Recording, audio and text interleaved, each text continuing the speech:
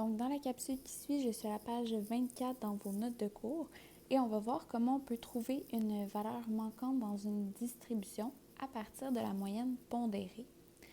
Donc, dans cet exemple-ci, on veut trouver le résultat disciplinaire que doit avoir Bob Hull en mathématiques à son étape 3 s'il veut avoir au moins 60% pour son année. Donc, c'est-à-dire qu'on veut une moyenne pondérée de 60%, ce qui est indiqué ici là, dans cette case-ci.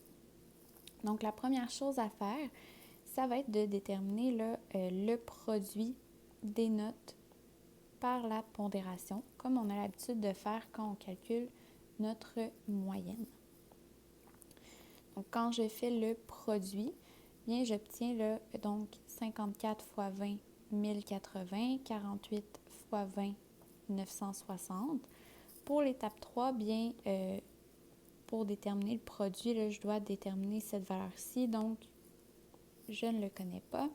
63 fois 30, j'obtiens 1890. Et puis, si je fais la somme totale de ma pondération, maintenant, bien, j'obtiens une pondération totale là, de 100%. Donc, si on regarde tout d'abord comment on calculerait la moyenne dans ce cas-ci, bien, on sait là, que la moyenne est de 60%. Donc, c'est-à-dire que si je fais la somme de chacun des produits de mes résultats disciplinaires, je devrais là, obtenir que cette somme-ci divisée par ma pondération totale est égale à 60. Et donc, c'est-à-dire que je devrais obtenir donc que 6000 est égal à 1080 plus 960 plus le produit de ma note d'étape 3 fois 30% plus 1890.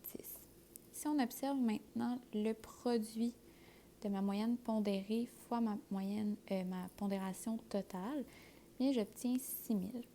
Donc pour déterminer le produit donc de mon étape 3 qui vaut 30%, bien je dois déterminer là, donc la différence entre 6000 et les trois produits connus.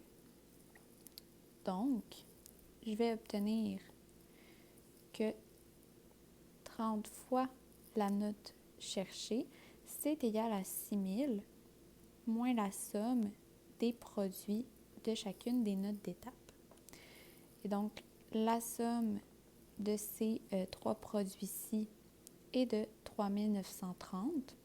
Donc, je vais avoir que 30 fois la note cherchée, c'est égal à 6000 moins 3930.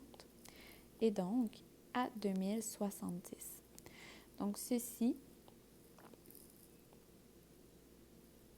ça m'indique que le produit de la note de la troisième étape et de la pondération